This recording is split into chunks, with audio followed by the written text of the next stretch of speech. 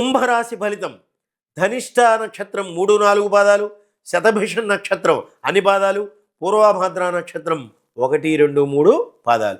ఈ రాశి వాళ్ళకి ఆదాయం 2 పాళ్ళు, ఖర్చు 8 పాళ్ళు, గౌరవం 4 పాళ్ళు, అవమానం 2 పాళ్ళు. వ్యవసాయదారులకి వాతావరణం అనేటువంటిది అనుకూలం.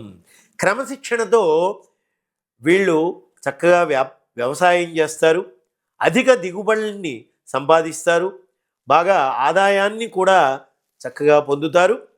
వైద్య సహకారం అందడంతో వీళ్ళకి ఆరోగ్యం విషయంలో అన్ని విధాలా బాగుంటుంది. ఆరోగ్యం క్రమేపీ రాణిస్తుంది. వీళ్ళకి ఫైనాన్షియల్ పరంగా బాగా డెవలప్మెంట్ కలుగుతుంది. చేసేటువంటి ఉద్యోగ వ్యాపారాల్లో సహచరులతో, అంటే వీళ్ళతో కలిసి ఉండేటువంటి వాళ్ళతోనే బాగా ఘర్షణలు వచ్చేటువంటి అవకాశం ఉన్నది. మరి వీళ్ళు బాగా శ్రమించాలి, ధైర్యంతో మరి ఉండాలి. ఆ విధంగా ఉన్నట్లయితే వీళ్ళు విజయాన్ని సంపాదిస్తారు. వీళ్ళు సామాజిక సేవకి అంకితమవుతారన్నమాట.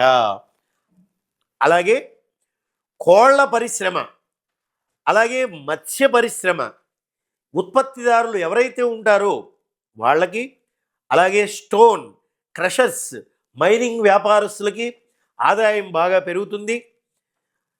నిర్మాణ రంగం వాళ్ళకి ఒడిదుడుకులు ఉంటాయండి.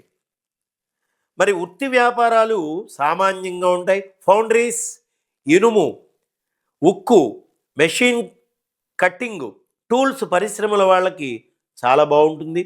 చేతి వృత్తుల వాళ్ళకి, అలాగే మధ్య తరహా పరిశ్రమల వాళ్ళకి ఆదాయం అనేది బాగా ఉంటుంది. ఈ రాశి వాళ్ళు భ్రమలకు లోనయ్యేటువంటి అవకాశం ఉంటుంది. ఇతరుల విషయాల్లో వీళ్ళు తల దూరుస్తారనమాట. హద్దుమీరి ప్రవర్తిస్తూ ఉంటారు. భవిష్యత్తు గురించి ఎక్కువగా ఊహాగానాలు చేయడం అనేటువంటిది చేస్తూ ఉంటారనమాట. జన్మరాశిలో రాహువు ముఖం కళతప్పినట్టుగా ఉంటుంది. కాబట్టి వీళ్ళు చాలా జాగ్రత్తగా ఉండాలి. అలాగే సప్తమ స్థానంలో కేతువు స్వయం కృషి, అహంకారం, నాయకత్వ లక్షణాలని, నిరాశావాదాన్ని, కార్య విముఖతను, ఏదైనా పని చేయాలనుకోండి వీళ్ళు రివర్స్ గేర్లో ఉంటారట. ఇవన్నీ సూచిస్తూ ఉంటాయండి ఈ రాశి వాళ్ళకి.